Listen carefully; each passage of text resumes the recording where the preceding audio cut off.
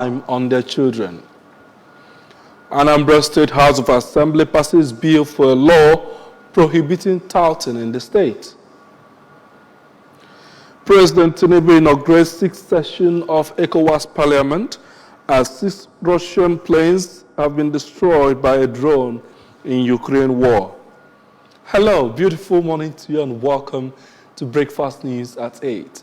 I am David Okpokwasile. Remember that Governor Chukwuma Soludo has come for a total turnaround maintenance of the Anambra State economy and promotion of core Igbo values. Let's continue to give him maximum support for the task ahead. We begin from the Governor's Lodge, where the wife of the Governor of Anambra State, Mrs. Noye Soludo, has asked parents to invest more time in teaching their children the values of love, kindness, and hard work, and well less on possessions and acquisition of wealth. Mrs. Soludo was speaking in Oka when she hosted members of the women wing of Anambra State Association of Town Unions, where she explained that most parents have heaped undue pressure on their children by pushing them to prioritize material gains over basic values of life. She said that in pursuit of these gains, many of these children have taken immoral choices just to feel involved in their homes and communities. The governor's wife regretted that basic values like love, respect, kindness, and hard work have been struggling in the midst of rising social decadence, forcing homes and communities to deal with issues of restiveness and crimes. She noted that increasing negative child raising indoctrinations have eclipsed the traditional methods of raising a child, which combined education and discipline, and called for a renewed social consciousness to tackle the negative outcomes. Mrs. Soludo explained that parents who raise their children to appreciate material possessions over love and hard work have not only set a wrong standard for parenting, but have set the child's growth and worldview on a bad path. She also stated that the increasing emphasis on wealth as a major yardstick for social recognitions should be controlled, as it is the leading cause of pursuit of riches by any means. The governor's wife also said that while the home has a lot to do in correcting the ugly trend, the entire society should take the lead in ensuring that it does not ruin its future. She also talked about the negative influence of some home movies on children and asked parents and guardians to monitor what their children and words watch at all times.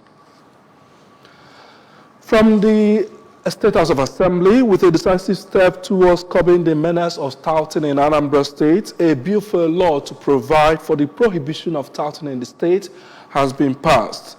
The executive bill presented by the majority leader of the House, the member representing Ekwusigo constituency, Sir Ikenna Ofodeme, aims at prohibiting touting across all sectors in the state. Our House of Assembly correspondent, Emmanuel Chibata, tells us more. During a plenary session at the Anambra State House of Assembly, the bill underwent thorough scrutiny in the committee of the whole House.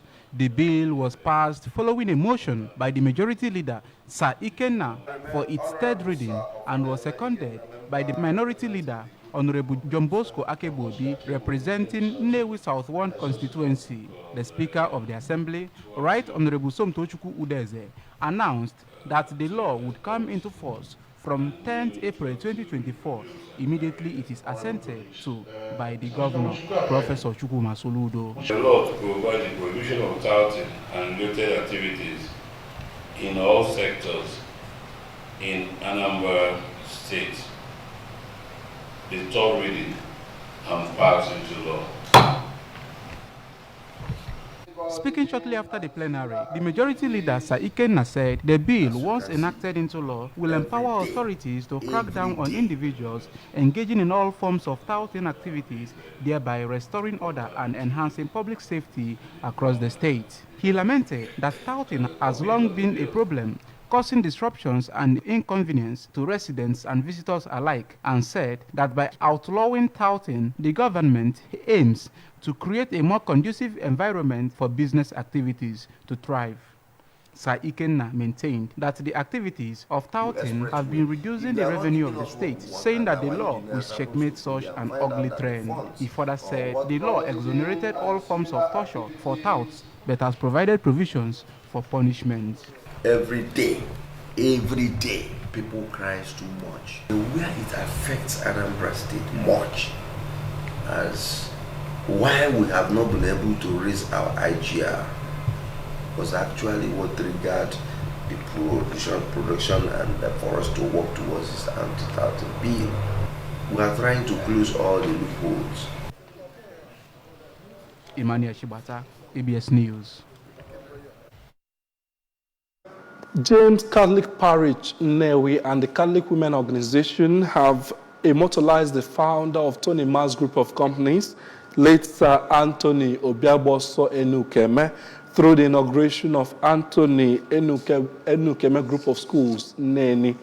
The event commenced with a mass at St. James Parish, Neni, presided over by the Catholic Bishop of Okada, Most Reverend Paulinus Ezokafo, who was represented by the Education Secretary of the Diocese, Very Reverend Father Maximus Okonkwo. Again, Emmanuel Chibata tells us more. Sons of clergy, parishioners, and Neni natives. In his speech, Bishop Ezokafo appreciated St. James Parish Neni for the initiative to immortalize late Enuk, describing him as a worthy individual who left remarkable legacies both to the church and humanity, while urging other individuals in the society to emulate him. Ozi Bishop nwe maka ihe a na-eme n'ụbọchị nke tata dịka nsi wee kwu n'ọlta na Bishop maala maka mmemme a na-eme n'ụbọchị nke tata ya bụ na o nwere aṅụrị maka na ịma na agụmakwụkwọ bụ ofu ngalaba ụka si were agbasa ozi so na o nwere aṅụrị na ndị mmadụ tụpụtara ụdị atụmatụ dị etu anụnwa ka esi n'ụzọ dị etu anụnwa wee nwee ike zụlite ụmụaka na-eto eto ka ha wee nwee a brighter future. In his homily, the parish priest, St. Jude Thaddeus Parish, Oka, Reverend Father Francis Michael Enyusiobi, described the late Enuk as a human sacramental who exemplified goodwill towards the growth of the church, the Neni community, and society at large. He noted that the immortalization was befitting for late Enuk, whose philanthropic deeds and contributions will endure for generations to come, expressing gratitude to the Neni Town Union for erecting a statue in his honor. The chairman on the occasion and member representing Anyosha Constituency 2, Sir Ejike Okechukwu, said the memories and deeds of Chief Enuk will continue to live forever. On their parts, wife of the late Enuk, Lady Mary, and children Chief Nkene and Mr. Chike Enuk, gave insight into her late husband and father's passion for education and service to humanity, saying the kind of life his father lived worth emulating. They pointed out that their father did much for his community through empowerment, infrastructure, scholarships, and more, saying he contributed significantly to his community and Nigeria at large. I want other people to emulate him because he did the good thing. If not this type of living character, we will not be here today. It's because of his character, his behavior, his strength. That is why we are here today. Launchings about for schools. So he has always done that. This is just a speck of the whole iceberg in immortalizing him. Obonye ife gbasara education na n'ọkụ n'obi. Ọ bụ na ije na Neni Town Union. He is one of the financier in Education Foundation. Ibekwa no mudi oka village ai also na ndị na-ewepụta ego ifu na our indigent students. Ndị na-enweghị ike ịfọda nwere education na obodo nyere fa aka ka fa na-afọda education ha. The traditional ruler of Obo family, Igwe Ezekwesili Maduaguna, engineer Tochukwu Moma, and numerous others gave insight into how the late Enuk impacted their lives. Emmanuel Shibata for ABS News. On the international scene now, the 6th session of the Parliament of the Economic Community of West African States has been inaugurated in Abuja to serve as a forum for dialogue, consultation, and consensus for representatives for the next 4 years. ECOWAS Parliament was first established under Articles 6 and 13 of the ECOWAS Revised Treaty of 1993 with the aim of promoting integration. Our Abuja Bureau Chief, Ekwiyajide, was at the inauguration and now tells us more. The initial protocol establishing the parliament composed of 115 seats, out of which Nigeria occupies 35, was signed in Abuja on August 6, 1994 to, among other things, strengthen representative democracy, contribute to the promotion of peace, security, and stability in the West African region. While inaugurating the 6th parliament, the chair of ECOWAS heads of states and the president of Nigeria, Bola Ahmed Tinubu, urged parliamentarians to contribute to the efficient and effective implementation of objectives and policies of the community to enhance the legitimacy of democracy in the region. It is our responsibility to speak with one voice and make African Union. Earlier in his goodwill message at the inaugural session of the 6th legislature of the ECOWAS Parliament, the Minister of Foreign Affairs, Ambassador Yusuf Tuga, said the balance between executive, judicial and legislative arms is critical for effective, responsive and transparent governance. He commended the 5th legislature of the ECOWAS Parliament for the role they played, particularly in the promotion of regional integration, democracy and good governance in West Africa. Strong, robust institutions are essential to protect the rule of law and the only platform that can deliver sustainable growth, prosperity and freedom. Let us remember that democracy is a process, not an event. That this transition will not be merely a change of membership, but a rebirth of the institution we also dearly cherish. Some other speakers at the inaugural session, including the President of the ECOWAS Commission, Dr. Omar Torre, President of Nigeria's Senate, Senator Godswill Akpabio, the Minister of the Federal Capital Territory, Barrister Nyesom Wike, while pledging their support for the ECOWAS Parliament, urged them to promote and defend principles of human rights, democracy, the rule of law, transparency, accountability and governance. I have to protect the interest of my nation because they are the ones that sent me there. At the same time, protect the interests of the ECOWAS that I'm representing.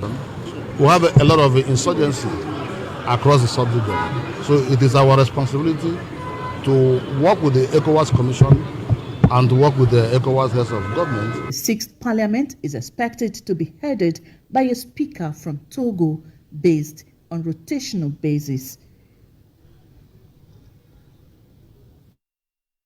And in Ukraine war, Ukraine has carried out a drone attack against targets in southern Russia and claims to have destroyed 6 Russian planes at a base in Rostov region. Security sources told newsmen that 8 more aircraft were badly damaged and 20 service personnel could have been killed or injured. The Morokovsk base houses Su-27 and Su-34 aircraft used on the front line in Ukraine, the sources said. There has been no word from Russia on reports of an airfield attack. However, Russian officials say that more than 40 drones had been aimed at the region which borders Ukraine. The Defense Ministry said Saratov, Kursk, Belgorod and Krasnodar regions had also been targeted. All the drones were shot down. He added that there had been some damage to a 16-story residential block. However, the strikes targeting a drone factory and an oil refinery are the deepest into Russian territory since the start of the war. In sports, the Super Eagles will take on Benin Republic in a 2026 FIFA World Cup qualifier at a neutral venue. The Confederation of African Football, CAF, has ruled that stadiums in Benin Republic are substandard and cannot host international matches. According to reports emanating from Benin, the country's football association are in talks with their Ivorian counterparts to play the game in one of their stadiums used during the 2023 African Cup of Nations. The next round of World Cup qualifiers will be played between June 3 and 11. The Nigerians will host the Bafana of South Africa before facing the Squirrels of Benin Republic. The Super Eagles are third in the qualifying group with 2 points after 2 rounds of matches, while Benin, who are handled by former Nigerian coach Genantroa, have a point. Rwanda, South Africa, Zimbabwe, and Lesotho are the other teams in this group. The remains of late Mrs. Rosemary Azobando have been laid to rest in her husband's compound at Ifitani Village, Agolo, in Anocha local government area of Anambra State. The late Mrs. Azobando, who died aged 93, was a devout Christian. Our correspondent, Chukwuemeka Mondelem, tells us more.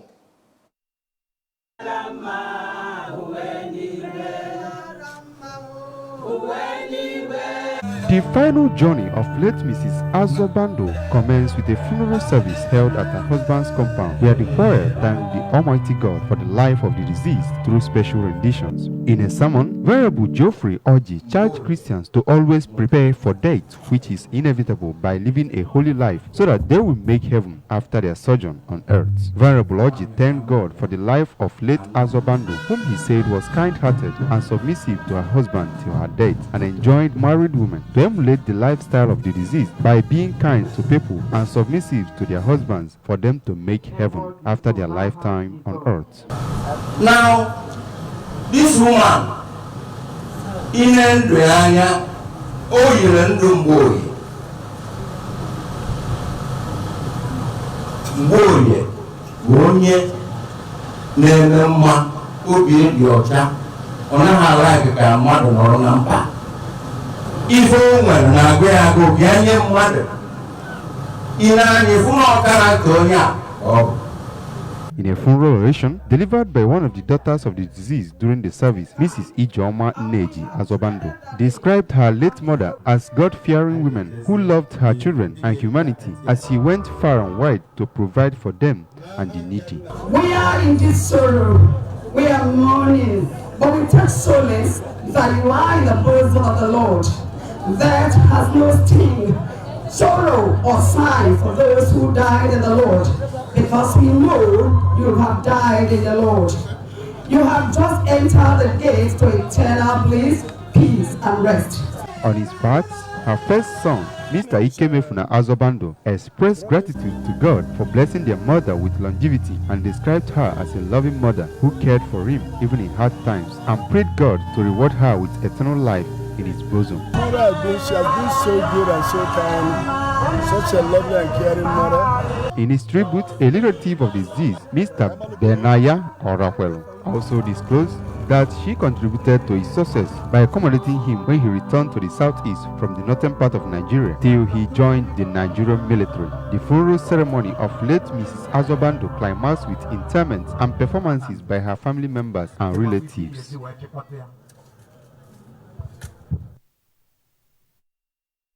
Agolo, we bring the news this morning to an end, but let's remember that you can follow news and programs from any part of the world by liking our Facebook page at Anambra Broadcasting Service. Follow us at ABS Radio Television. Subscribe to our YouTube at ABS Television, Oka, and our Instagram at ABS Radio TV. You can also log on to our website at www.absradiotv.com. Before we go, here are the main points again. We told you that Anambra Governor's wife, Mrs. Soludo, has urged parents to invest quality time in the upbringing of their children. We also told you that the Anambra State House of Assembly has passed a bill for a law prohibiting touting in the state. President Tinubu has inaugurated the 6th session of the ECOWAS Parliament as 6 Russian planes have been destroyed by drones in the Ukraine war. Remember that Governor Chukwuma Soludo has come for a total turnaround maintenance of the Anambra State economy and promotion of core Igbo values. Let's continue to give him maximum support for the task ahead. And that's the news this morning. I am David Okpokwasele.